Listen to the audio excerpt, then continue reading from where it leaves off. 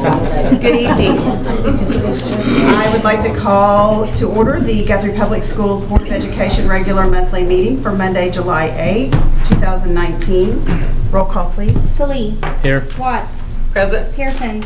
Here. Flagg. Present. Bennett Johnson. Here. Davis. Present. Smedley. Here. Madam President, we have a quorum. Would you please stand and recite the Pledge of Allegiance?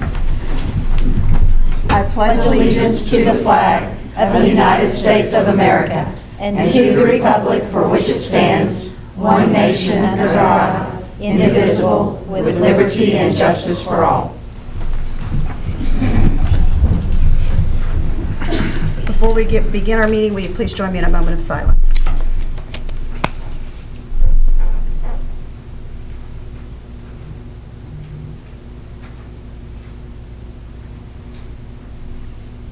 Thank you. Agenda item number 6, comments to the board by citizens registered to speak. We have two. First one to speak is Catherine Hayes. Come on up here. Yeah.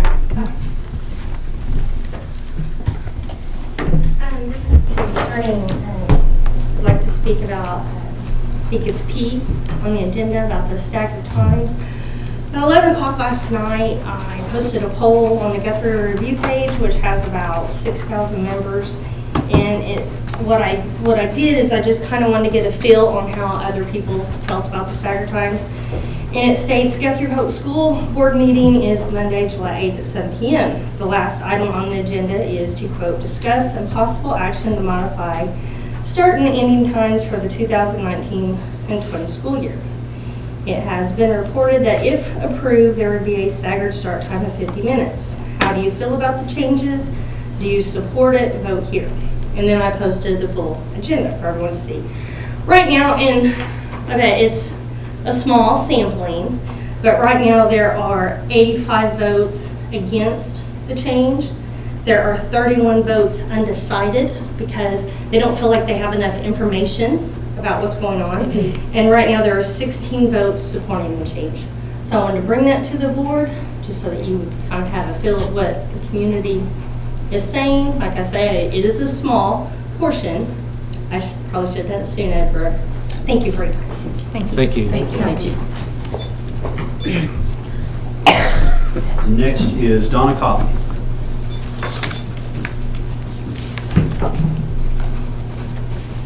Good evening, board members. My name is Donna Hoffman. I'm a graduate of Guthrie High School class of 1990. My parents are residents of this school district for over 75 years. My oldest children are also graduates of Guthrie Public Schools, and my youngest is currently a student in the 6th grade. My family also owns multiple businesses and properties within the district. I, as well as each and every family member of my family, support the district, faculty, and students 110%. We have always been supporters of the choices to make the district better, not only for the students and staff, but also for our community. I came here tonight to express my concerns for the proposed staggering of the school start and end times. I fully understand the issues facing the transportation woes of GPS with the difficulty of maintaining drivers. However, if we'll take a moment and recall that in August of 2014, Dr. Simpson released a statement to Guthrie News page stating that concerns were being presented by parents about traffic congestions, in-town busing woes. Dr. Simpson also stated that at that time, GPS was short 12 drivers from having a full transportation staff. He goes on to say that altering the start and stop times for the 3rd time in 2 years would be more frustrating for parents in the current situation. No changes to start times were made. Keep in mind this was also during a time in which in-town busing and school-to-school shuttling was available and utilized. Currently, transportation is closer to a full staff than it was in 2014, and double routes are no longer being ran. In addition to being better staffed, there is no longer in-town busing nor school-to-school shuttling being offered or utilized. Staggering start times of 50 minutes has more cons than pros to our community, especially since it has been mentioned that discipline has decreased. By staggering times in such a large time gap, you risk parents' jobs, teachers quitting, and athletic and extracurricular activities. Staggering start times will also affect high school students in employment situations where businesses close at 6. For families with high school watching younger siblings, they can't get them to school, but they won't be able to pick them up or vice versa. There are not There are not sufficient enough daycare resources to accommodate this massive influx of families needing before or after care, if they can even offer it all. In my situation, it is not safe for Grace to attend a program that is not equipped nor trained to handle her many medical needs. According to the Public School Review, Fogarty, Cotterill, Central, and Guest have over 50% of the students accepting free lunches and around 10% reduced. Essentially, over half of the children enrolled in these schools are poverty level or below. Asking them to incur additional costs for before and after school care is going to be more detrimental than beneficial. I'm all about supporting the district, and I'll be the first person to defend it. However, you cannot keep putting the burden on me and other parents in the district.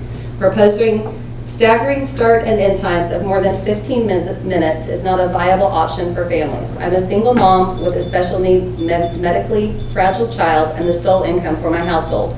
My place of employment is not going to change my work schedule because the district wants to start later.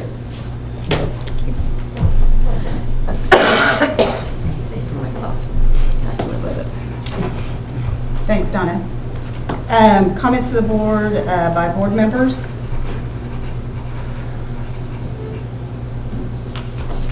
Agenda item number 7, superintendent's report. A little bit of a construction update. We opened the new track this morning and went by, and the student athletes were out using it. The new chairbacks for the high school gym are scheduled to arrive on July the 19th and will be installed soon after that. Work continues on the HVAC of the central portion of the high school as well as the gymnasiums. We've had some chiller issues at the junior high, Guess, and Central. We have solutions for Guess and Central, and we have those units functional again. Not fully functional, but functional. And then the junior high will require a new compressor, and that is ordered, but it's going to be a tight timeline to get it installed before school starts because the chiller has to come from Italy. Yeah. That was the closest. It has to be manufactured, and it is proprietary. Oh my gosh. So we are holding our breath on that. I know that Mr. Thompson scoured the entire United States for a compressor, and strangely enough, we have to go to Italy. We don't know if it's coming over on a boat or. I'll go pick it up. Yeah, we'll go pick it up. If we need to, I will volunteer to go and pick it up. Road trip. Moving on to some other items, many of our staff will be attending Engage Oklahoma later this month. This is a conference sponsored by the Oklahoma State Department of Education. That's an annual event that many of our staff attend.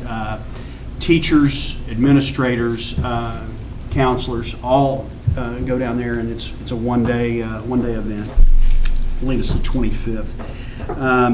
The board retreat is scheduled for this Thursday at the Cimarron National Clubhouse. Breakfast will be at 8 a.m. with the meeting convening at 8:30 a.m. and we hope to finish shortly after lunch. And then a reminder to the board members that the OSSBA COSA conference is not far away. That is August 23rd through the 25th. That is, if you need continuing ed points, that is a place where you can pick up all of them at once. And if you have interest in attending, please see Jana for registration. That's my report. Agenda item number 8, consent agenda. Do I have a motion to approve? I move we approve the consent agenda. I'm sorry. The consent agenda minus A. Okay. Second. Roll call, please. Salee. Yes. Watts. Yes. Pearson. Yes. Flagg. Yes. Bennett Johnson. Yes. Davis. Yes. Smedley. Yes. 7 ayes, 0 nays. I'd like to consent, do I have a motion to approve consent agenda item 8A? Madam President, I make a motion we approve consent agenda item A. Second. Roll call, please. Salee. Yes. Watts. Yes. Pearson. Yes. Flagg. Yes. Bennett Johnson. Abstain. Davis. Yes. Smedley. Yes. 7 ayes, 6 ayes, 1 abstention. Agenda item number 9A, recommendation, consideration, and action upon a 10-cent increase for all paid student breakfast and lunch meals. This is a requirement by the, this is on page 157 of your packet, a requirement by the USDA that we increase our lunch prices. If you have questions, Michelle or Susan are here to answer those. And we are increasing it only at the minimum amount required by law. Do I have a motion? Madam President, I'll make a motion that we increase by 10, we have a 10-cent increase for all paid student breakfast and lunch meals. Second? Discussion? Roll call, please. Salih. Yes. Watts. Yes? Pearson. Yes. Flagg. Yes. Bennett Johnson. Yes. Davis. Yes. Smedley. Yes. 7 ayes, 0 nays. Agenda item 9B, recommendation, consideration, and action to approve Ms. Carmen Walters as the authorized official for GPS to sign any federal claims for reimbursement from the State Department of Education. This is an annual item that we, the person that is in charge of our federal programs, the board has to convey that authority for signatures, and it has to be an agenda item. It's page 158 of your board packet. Recommend approval. Madam President, I move that we approve Carmen Walters as the authorized official for Guthrie Public Schools to sign for federal claims for reimbursement from the State Department of Education. Second? Discussion? Roll call, please. Salih. Yes. Watts. Yes? Pearson. Yes. Flagg. Yes. Bennett Johnson. Yes. Davis. Yes. Smedley. Yes. 7 ayes, 0 nays. Agenda item 9C, recommendation, consideration, and action upon, or to approve Ms. Angie Smedley as the authorized official for GPS to sign any special education reimbursement claims from the State Department of Education for projects 621, 623, 625, 641, and 642. So page 159 of your board packet, similar to the one, the motion or the action item that we just approved. This is a requirement for special education, an annual item that has to go through the board. Recommend approval. Madam President, I make a motion that we approve Miss Angie Smedley as the authorized official for GPS to sign any special education reimbursement claims from the State Department of Education for projects 621, 623, 625, 641, and 642. Second? Discussion? What are those projects? I mean, I'm sure we should know, but in a nutshell?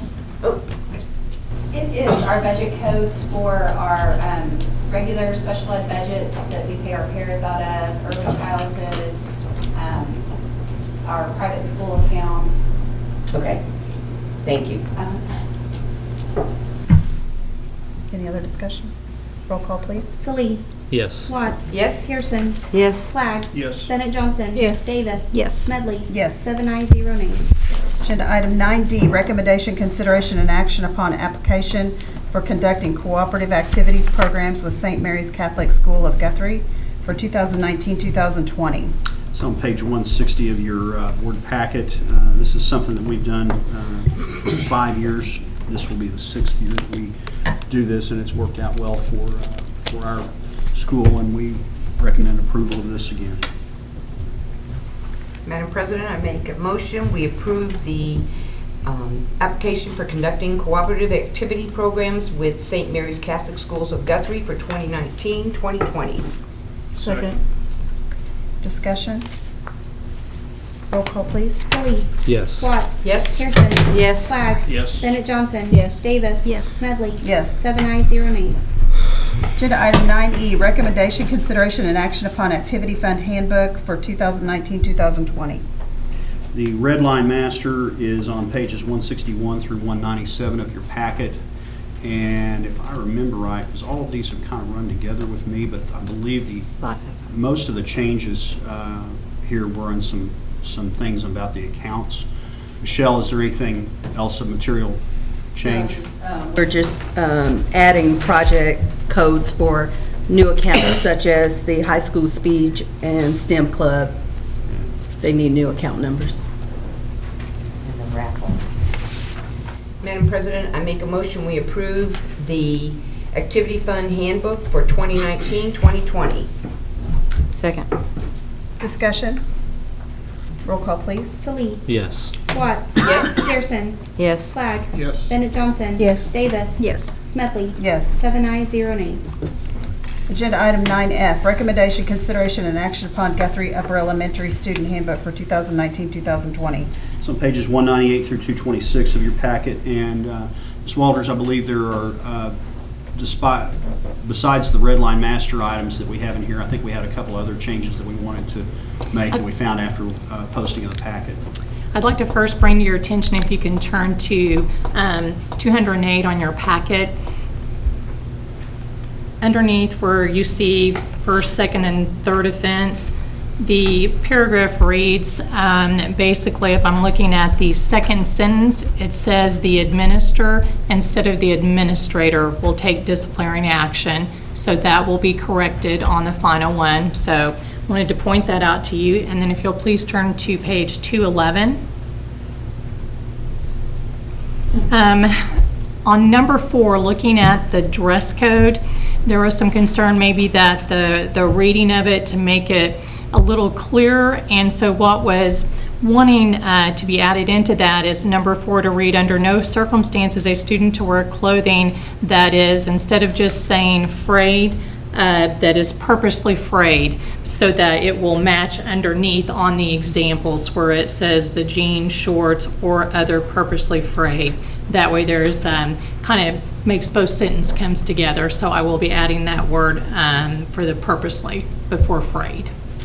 And then the last thing, I just wanted to make sure that you saw, we had talked about this on page 222 when the elementary handbook was brought to your attention, when we added the information on pickup. When we were looking at that, we wanted to be very sure that when we said that we would notify local authorities, that we also wanted to indicate in there that we would also make sure that we added for the welfare of the child. So if you'll look on BB where it says student drop off and pickup, at the very end of that sentence after it says Logan County Sheriff's Office and or Department of Human Services, DHS, we have added for the welfare of the child as we did on the elementary handbooks. And those are the 3 changes I wanted to point out to you.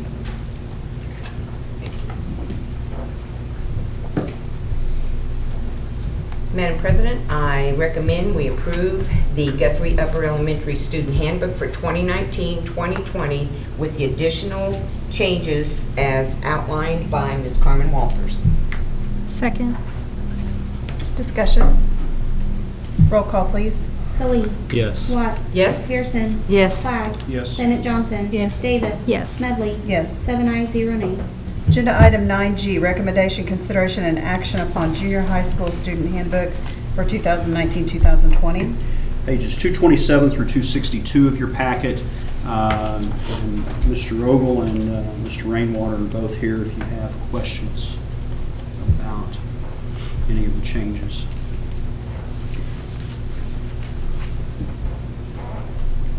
Do I have a motion to approve? Madam President, I make a motion we approve the junior high school student handbook for 2019-2020. Second. Discussion. I just had a note.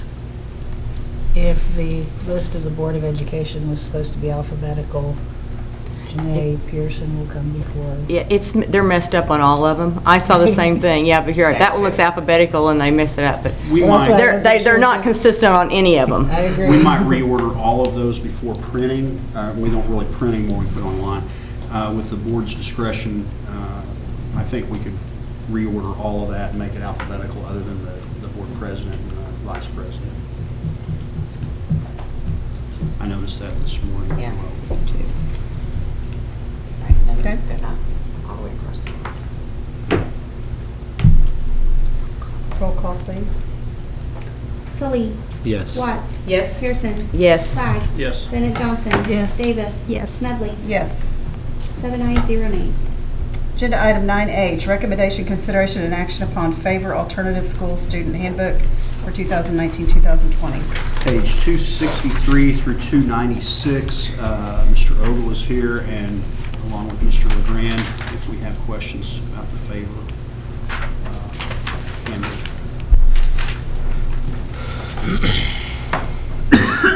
I make a motion we approve the Favor Alternative School Student Handbook for 2019-2020. Second. Discussion. I do want to point out that I like the way they've set it out with the president. And I mean, it's not alphabetical, but they go by office. Now, however you want to set it out. I mean, did you, for the VOE on 265? But that's just my observation. So. Roll call, please. Salee. Yes. Watts. Yes. Pearson. Yes. Flagg. Yes. Bennett Johnson. Yes. Davis. Yes. Smedley. Yes. 7 ayes, 0 nays. Agenda item 9I, recommendation, consideration, and action upon Guthrie High School Student Handbook for 2019-2020. This is pages 297 through 331 of your packet. Mr. LeGrand, again, along with Mr. Ogle, are both here if there are any questions.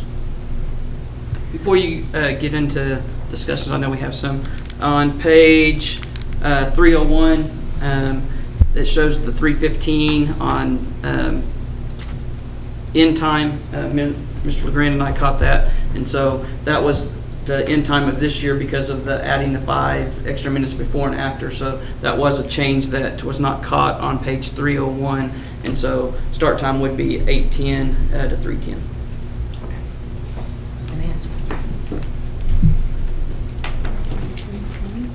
End time, 3:10. Yes. I think it's 8, is it 8:10 to 3:10? Or 8:15 to 3:10? The first bell will ring at 8:10. Class usually starts at 8:15. Okay, Warning bell at 8:10. okay.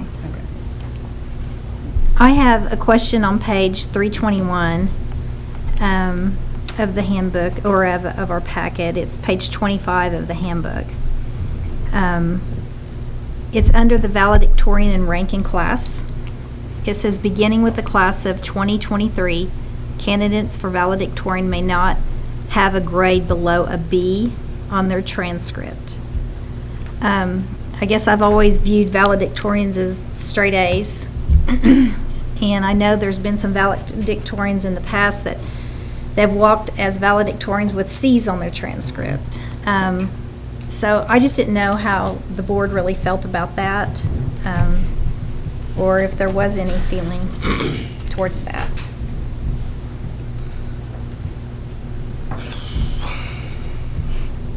So are those Bs in the AP courses? Were they Okay. weighted a little heavier? Is that why they're still valedictorians, or? It can be in any class according to this.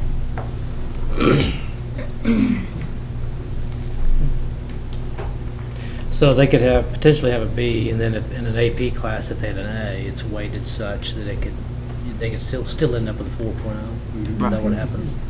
Well, they're on a 5.0 schedule. Right. But that 5.0 could pull a 3.0 up before you have a 4.0 average. Yes. But yeah, that kind of It's been a bothers lot. me a little bit too. I just didn't know if this is something that need to be pulled and discussed, more in depth. But anyway, that just stuck out to me. So I'm just throwing it out there. What prompted the change for that this year, for this new class? Chris? I'm sorry, what was that? What prompted this change in the handbook this year? Our department heads, we meet with our departments, each head of the department, like science, English, math, and history, and they brought it, that they were concerned about that and thought that we shouldn't allow that. And so I acted upon that and changed it for this upcoming year.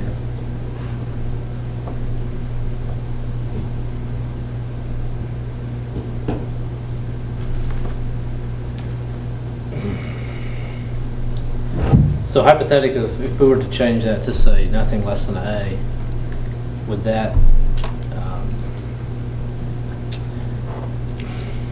discourage students from taking advanced coursework? I mean, I know that it would. It's the obvious answer, but I just think it would. Some of those kids won't be willing to take that risk because they don't want to, take a challenging course that therefore they may not make an A in, and it would cost them. I think originally when we put it together, we were wanting to be able to recognize more students for scholarship purposes, and we went to that 5-point scale. But the nice thing about it is we have it. is if a kid does make a B, say as a freshman or sophomore, you have the opportunity to recoup that as a junior or senior in an AP or concurrent class. And so, therefore, it's not discouraging to them that they messed up one time and that's the end of the road. But So- I can see both sides. Yeah. And so I think currently they have to have an AP coursework in what, 4 areas Yes, to that's graduate as a correct. valedictorian? Uh-huh. And so, do you know what the maximum number of Bs they could potentially have? Would still be about 4, maybe? Yeah, I'd have to go back and Yeah, look. I'm just kinda I'm not curious. sure, but a couple, I mean, 2 or 3 2 or 3 is- probably, yeah. I've seen, yeah. And this obviously has changed since my 4 kids went through school, because I think I even came to you and addressed that, that it did discourage kids, because if they were going to be valedictorian and had a 4.0, that's when we were on a 4.0 scale, that it would be discouraging for them to take concurrent. The way I look at it is if a child has a 4.0 in all the coursework that is required by the high school, and they choose in their extra time to take concurrent classes, I don't think those concurrent classes should count towards, they've already shown that they are a 4.0 high school student. And I know we weigh in those concurrent classes. I mean, I think there needs to be some tweaking on the guidelines of valedictorian that doesn't discourage kids that have already completed coursework, but have their senior year, they have 4 empty hours because they've already completed all their courseworks and all their high school requirements to go ahead and take those concurrent classes. And they are college courses that they will carry on over into their college career. And if they make a B on it, it should not reflect on a valedictorian status from high school because they've already proved themselves. So I just feel like there needs to be some guidelines looked at here, and I mean, I don't want to encourage, I think we should encourage kids to push themselves, but I don't think we should discourage them after they've already met their high school qualifications for graduation.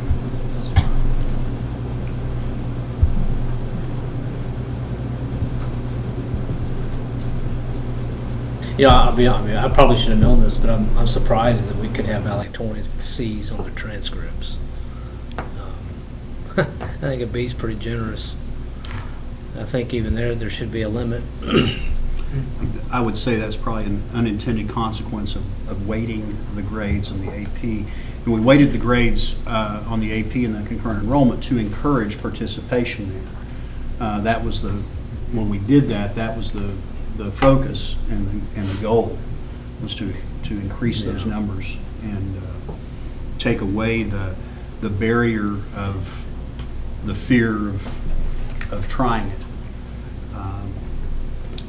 And it has, I mean, part of our school report card now is advanced coursework or post-secondary opportunities like kids at MOTEC or that are in certification. We get credit for them, that our numbers, our concurrent and AP numbers are higher than they've ever been since we've instituted this. So, I mean, that's been a benefit of it. So it's done what we wanted it to do in getting those kids there, but we obviously have some unintended consequences of those actions.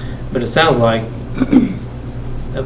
B in the AP coursework is really the equivalent of an A. And so that would be better to encourage those students to take that AP class, even if they earn a B. Right. So, And the other Bs. Perhaps we talked about change the verbiage so a B is allowed only in and that advanced AP or coursework. concurrent.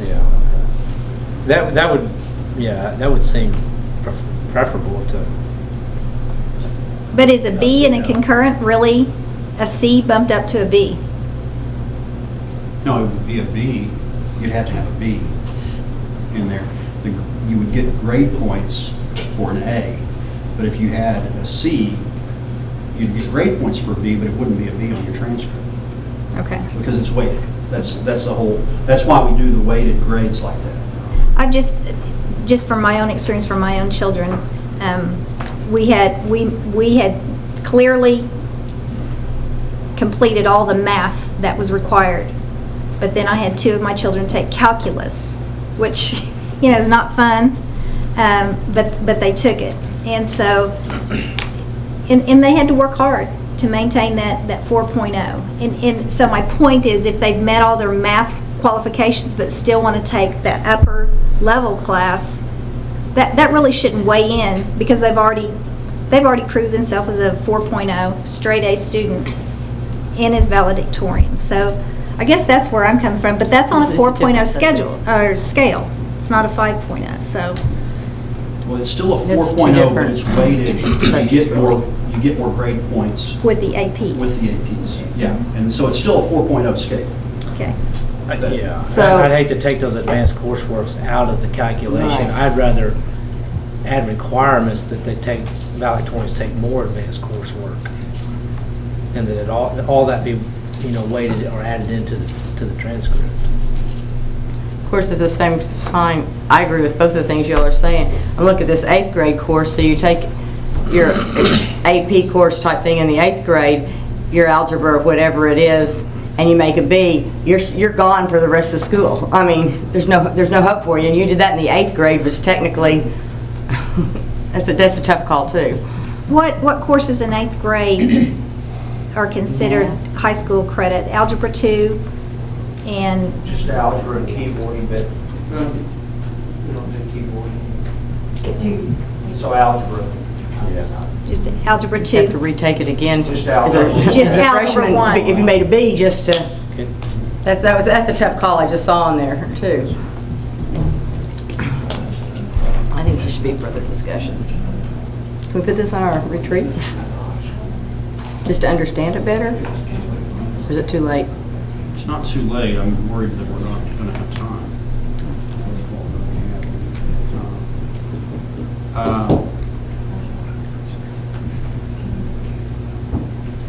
I'm looking at the verbiage here and listening to everybody.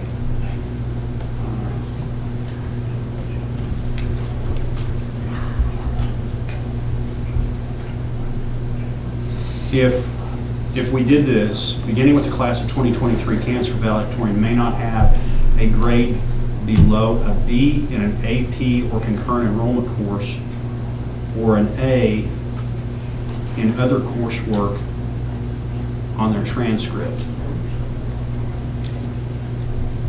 Yeah, so. I could go with that. Yeah. I could go with that. Chris, did you hear that? I'm sorry. Okay.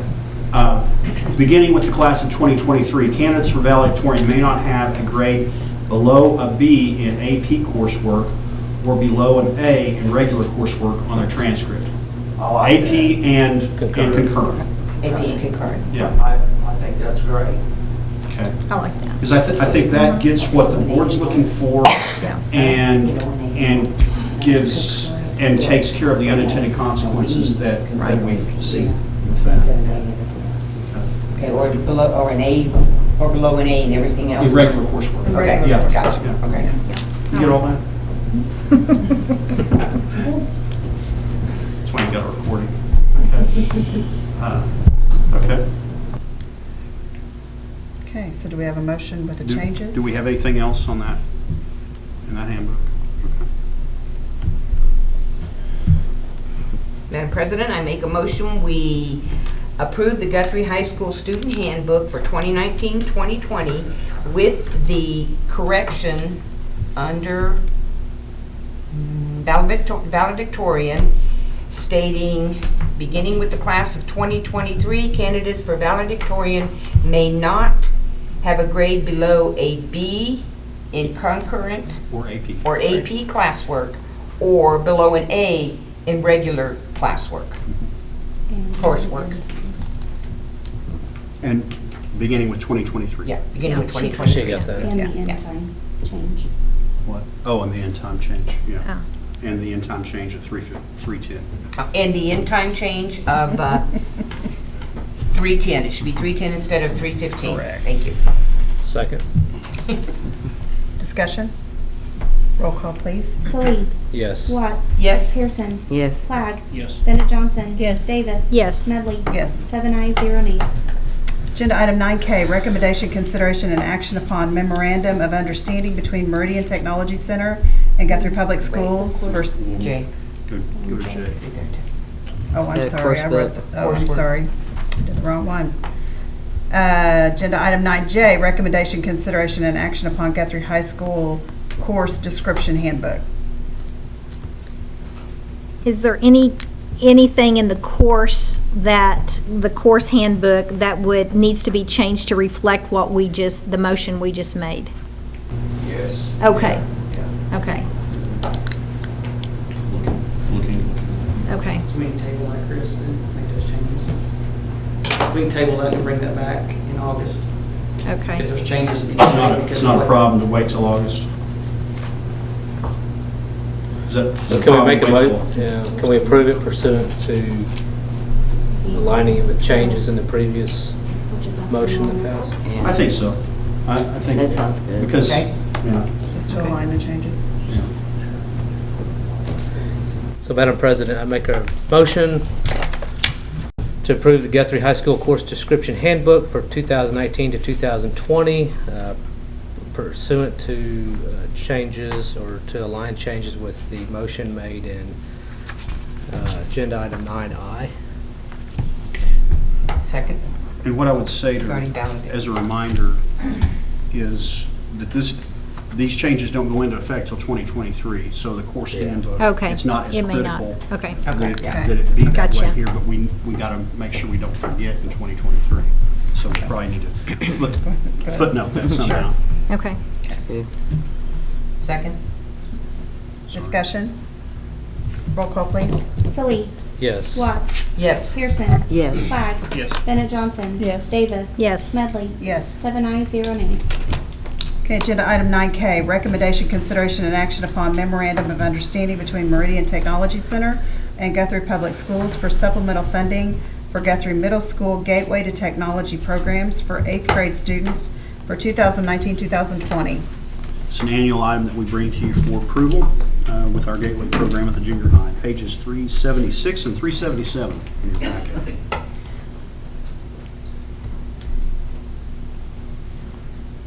Recommend approval.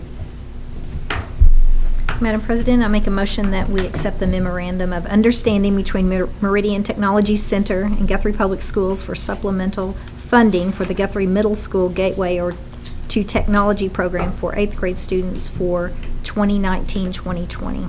Second. Discussion? Roll call, please. Salee. Yes. Watts. Yes. Pearson. Yes. Clyde. Yes. Bennett Johnson. Yes. Davis. Yes. Smedley. Yes. 7 ayes, 0 nays. Agenda item 9L, recommendation, consideration, and action upon loan agreement with Child Nutrition Fund for 2019-2020. Page 378 of your packet, and this is an annual item that we bring as well. Madam President, I move we approve the loan agreement with the Child Nutrition Fund for 2019-2020. Second. Discussion? Roll call, please. Salee. Yes. Watts. Yes. Pearson. Yes. Clyde. Yes. Bennett Johnson. Yes. Davis. Yes. Smedley. Yes. 7 ayes, 0 nays. Agenda item 9M, recommendation, consideration, and action upon agreement with Imperial Vending for snack vending for 2019-2020. Another annual item that we have, page 379, 380, recommend approval. Madam President, I make a motion, we approve the agreement with Imperial Vending for snack vending for 2019-2020. Second. Discussion? Roll call, please. Salee. Yes. Watts. Yes. Pearson. Yes. Clyde. Yes. Bennett Johnson. Yes. Davis. Yes. Smedley. Yes. 7 ayes, 0 nays. Agenda item 9N, recommendation, consideration, and action upon change order number 1 to Innovative Mechanical LLC on high school HVAC replacement. This change order keeps us within the contingency fund for this project. I think the board members received an email from me when the asbestos was discovered. It shut the job down for, Cody, we lose a week? Yeah. And we got it remediated and back up and running. Actually got a little bit better price on this than what we had first thought through our contractor. And the contractor subcontracted out the asbestos removal. So this will be a change order for to Innovative Mechanical. Do we have a motion? Madam President, I move that we approve the change order number 1 to Innovative Mechanical LLC in the high school HVAC replacement. Second? Discussion? Roll call, please. Salee. Yes. Watts. Yes. Pearson. Yes. Flagg. Yes. Bennett Johnson. Yes. Davis. Yes. Smedley. Yes. 7 ayes, 0 nays. Agenda item 9O, recommendation, consideration, action to approve the formation of a shooting sports team at Guthrie High School for 2019-2020 through the GHS Ag Ed program. Board members, I think you got an email about this too. This is something that would normally have gone through a committee, but since we didn't meet with committees this month, I utilized email to communicate with you on that. Mr. Drake brought this to us last month, and when he brought it to me, I had some questions that I posed to him on this. I want to know the schools that do this, and how how there were some things that I posed to our attorney as well. Came back without any concerns. You can see in what's in the packet, there are a fairly large number of schools in the state that already have this. And there's some that are very small, and there's some that are our size, and some that are larger than us. And they have a facility to do this that's located within the school district, and they've already worked out all of the kinks and everything on how it would work and how we maintain a gun-free school zone and still have this to go on. So we looked over this very carefully. Mr. Ogle and I talked at length about it as well, and after discussing it with Mr. Moyer and everyone else, we're prepared to recommend that you approve this. Madam President, I make a motion we approve the formation of a shooting sports team at GHS for 2019-2020 through the GHS Ag Ed program. Second. Discussion? So I had a question on the step 1. So it says the students must take the required hunter education class as required by the Department of Wildlife. If they already hold the hunter education pass from the Oklahoma Wildlife Department, I mean, are they going to have to take it again? I think they would. I thought that's what it said. That's the way it kind of the way reads. it It does say reads. that they will have to take the Regardless. test again. Regardless, it says regardless of previously passing a hunter education class will be I required. mean, there's really no reason to take it again, so. I'm assuming that is a state requirement, though, because the Department of Wildlife is who puts this on. So do they have a separate education course that's different than, or is it the same that they offer? Pretty sure it's the same one. Probably the same? Yeah. Yeah. And you have to do all of that online now anyway, so they should have an electronic record of that, unless you're just talking about.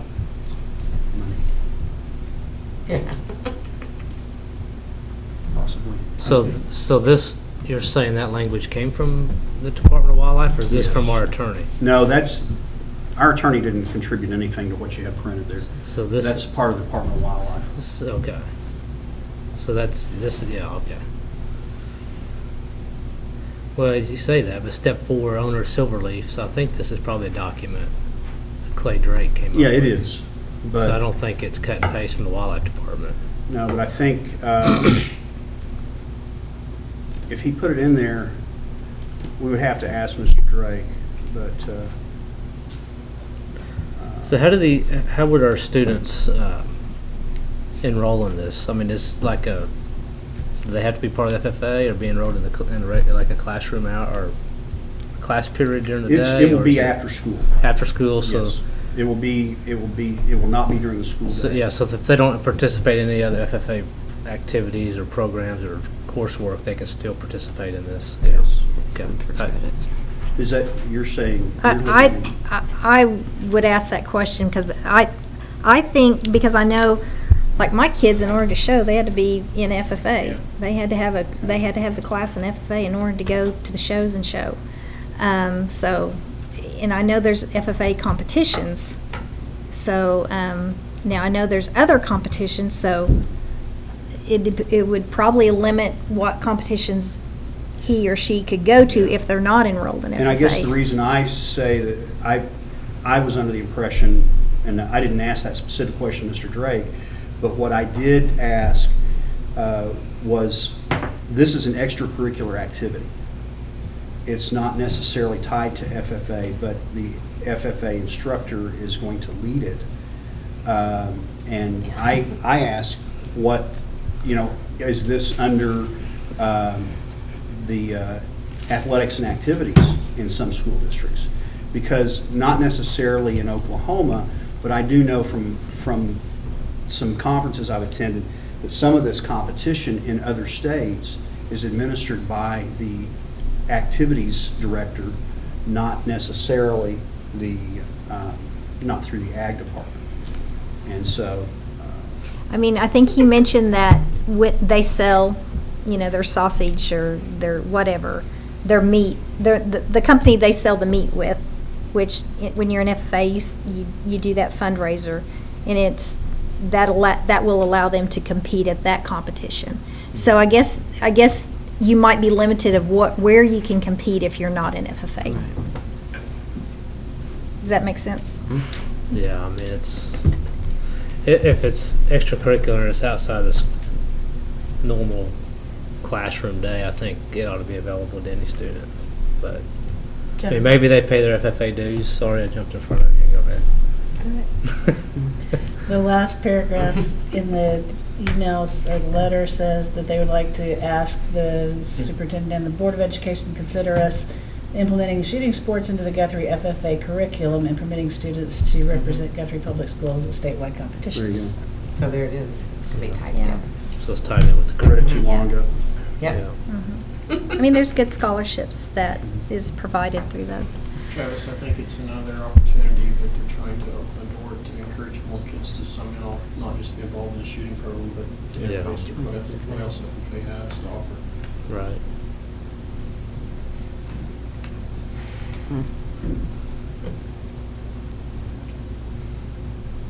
Any other discussion? Roll call. Salee. Yes. Watts. Yes. Pearson. Yes. Flagg. Yes. Bennett Johnson. Yes. Davis. Yes. Smedley. Yes. 7 ayes, 0 nays. Agenda item 9P, discussion and possible action to modify school starting and ending times for the 2019-2020 school year. We had a lengthy discussion, obviously, on June 17th about this item. We've had some input. I was going to ask Mr. Ogle to give us an update on where we are with, we've done a social media push along with some other things to try and encourage applicants for our bus driving positions. And you want to give us an update on where we are with that? Yeah, shortly after the special board meeting, we did the big social media push for bus drivers. We did receive one phone call interested in learning about becoming a route driver. I don't know if it was Cody or Shelley that talked to them. They did not follow up after that conversation, put in an application, but we did get a phone call. We did pick up one applicant when we move the buses around, and so we do have an additional person right now starting the training. We'll knock on wood that they can get through the training and pass that. Right now, just to give you an update where we're at, we have a special needs position open, driver. We have 3 route drivers, and what we've done, trying to be proactive, and we've asked one of our sub-route drivers that was basically working for us every day, just wasn't getting the benefits. They're going to go into one of the full-time positions, and then we lost one sub-route driver. So, ideally, Travis brought this up last time, why don't we keep 24? We usually try to keep 21, and we have sub-bus drivers that would drive for us. And so we are making some progress. We'll keep pushing. We did visit with Mr.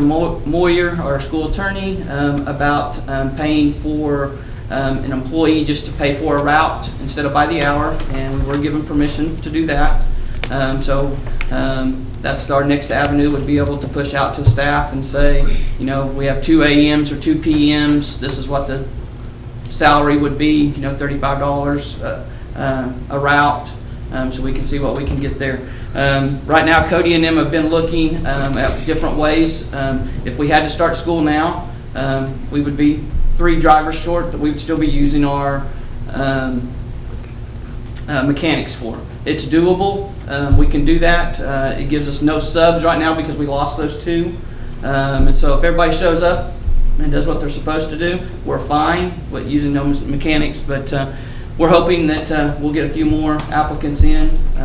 And so that's kind of where we're at right now, personnel-wise, in transportation and some of the things that we've done. Did I understand in the email that we added a route? No. No? Okay, so we're still at 21 or 22 routes? Well, we've combined some routes right now with those 70 kids. And so 21 is where we would like to be, but we could probably get by with 18 with 70 kids on a bus in 3 routes. And most of those are Southern Logan County because of the distance. And so that's why I said, if worst case scenario, using our mechanics, we could get those covered right now. There'd still be the large bus numbers. And that's right now with the numbers of kids that we had last year that rode the bus.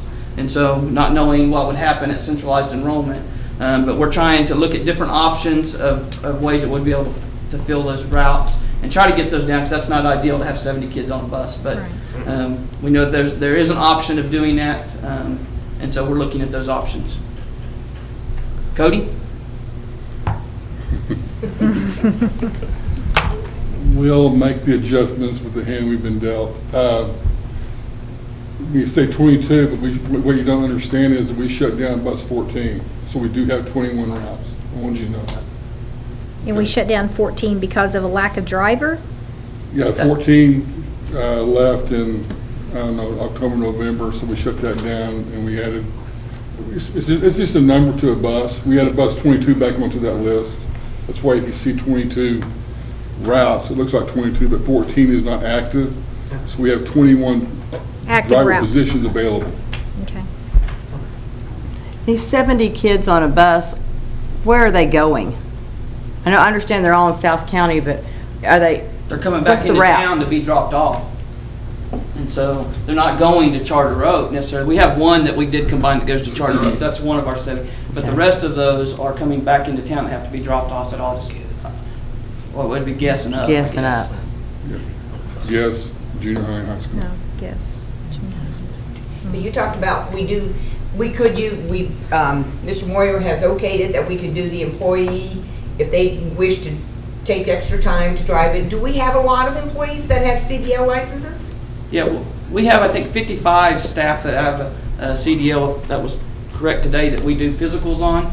And so we do, a lot of those are coaches that do have those. That's including like Mr. LeGrand that has a CDL, but we do have 55 staff that do have a CDL. But the thing you have to remember about that is the majority of the certified staff members that possess a CDL for us are coaches, so then they're not available for the afternoon routes.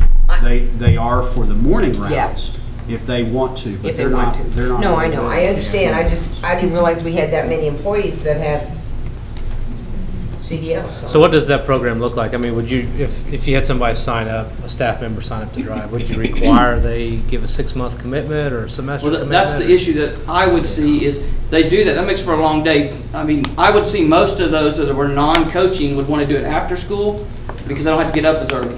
And it's after they've already planned for their day and went through.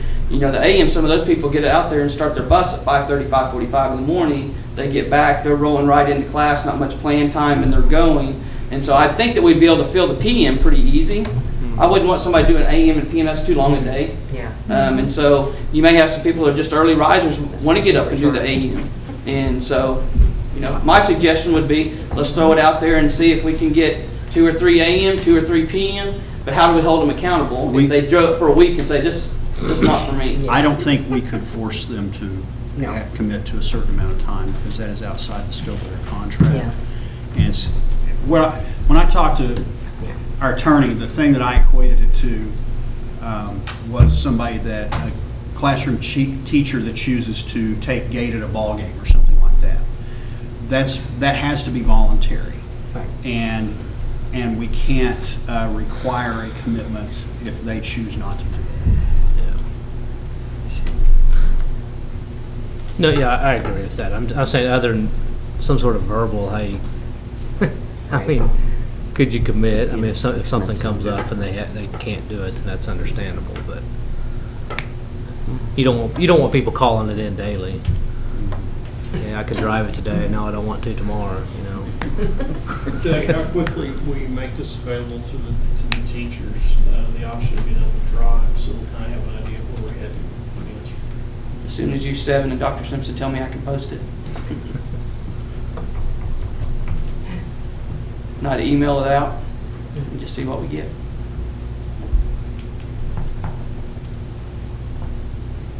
Well, I recognize that we have a bus problem. I don't know what the solution is, but I do know the public does not want this right now, and we threw it at them too fast before school starting, and I just think we're going to have an uproar in the community. And as board members, we're supposed to do what's financially and best for our school system, but we were elected by the people, and we need to listen to their voice.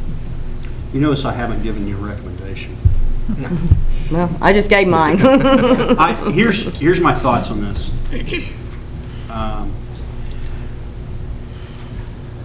It was incumbent on us from the administrative side of things to let the board members and the community be aware that the potential exists for doubling up of routes because we cannot fill the transportation positions that we have.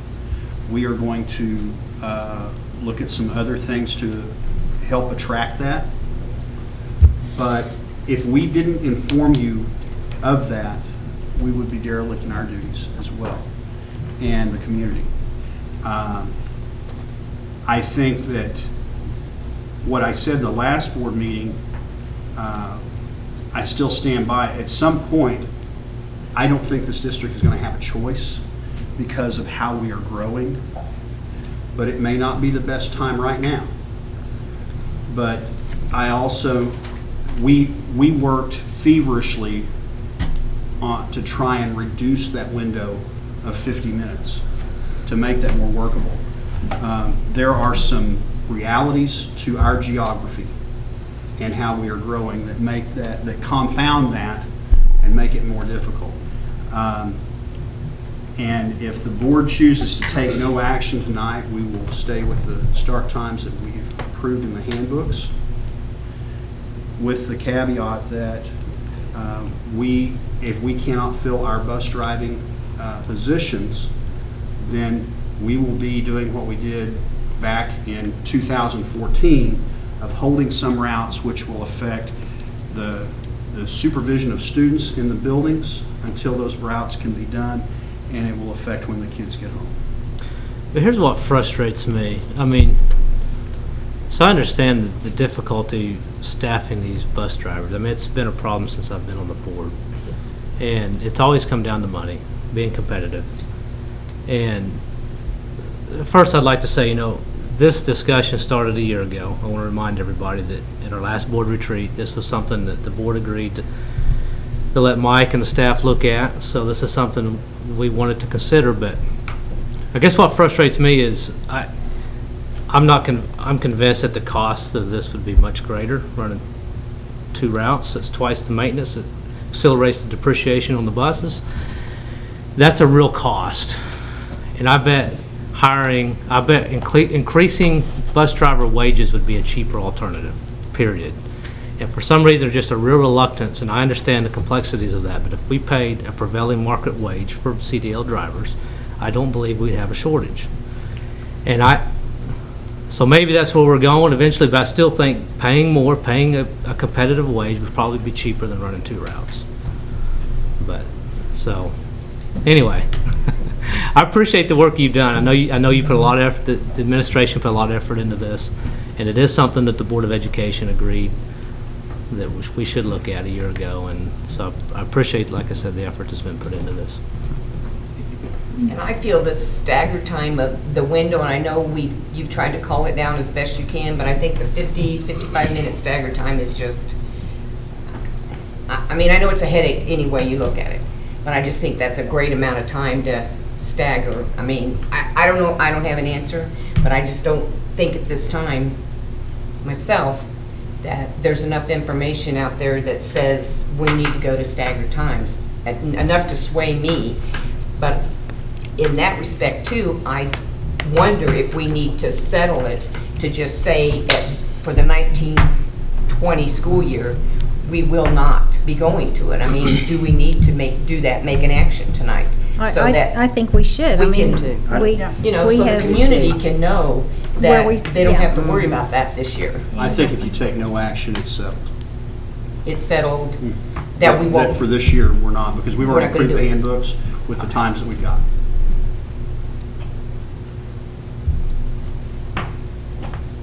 I just feel like we have got so much support in our community with the bond passing, going to neighborhood schools. We have created a lot of change in the district, and I just don't feel like, and our district is unique. Like you say, we travel a lot more miles than, I don't have that handout with me, than a lot of schools around us because of our mileage, how big our county is or our district is.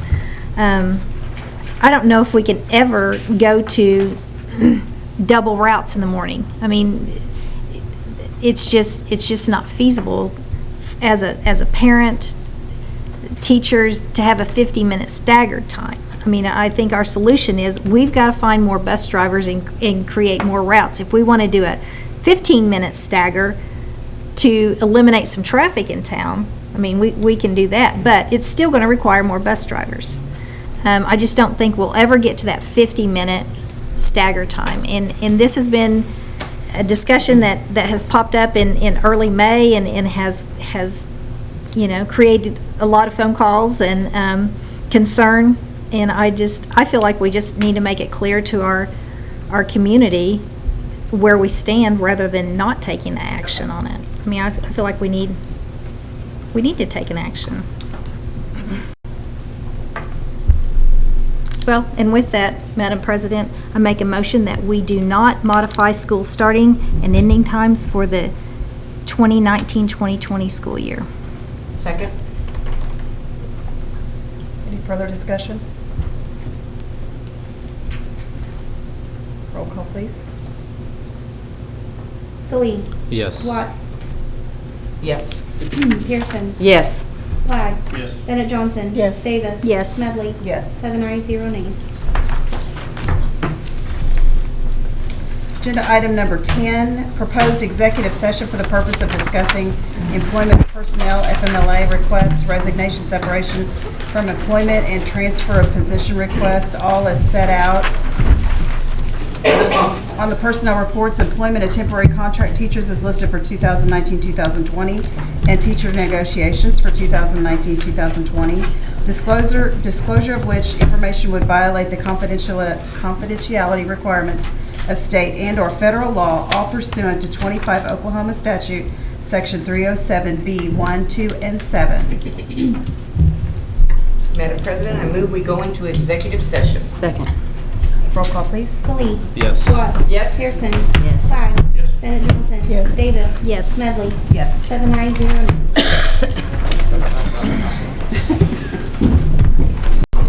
Okay, I would like to say that only items in agenda number 10 were discussed in executive session and no votes were taken. This shall constitute the executive session minutes.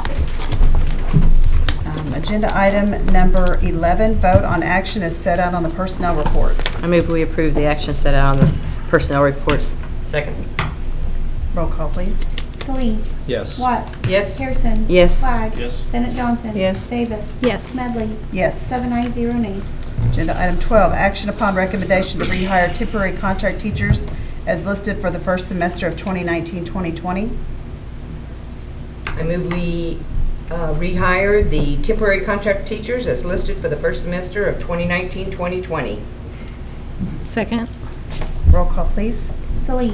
Yes. Watts. Yes. Pearson. Yes. Flagg. Yes. Bennett Johnson. Yes. Davis. Yes. Smedley. Yes. 7 ayes, 0 nays. Agenda item 13, recommendation, consideration, and action to accept any resignations offered since the posting of the agenda. We have 3. Ryan Liss from Guess, Roger Dawson from the junior high, and Caitlin Williams, ag teacher advisor.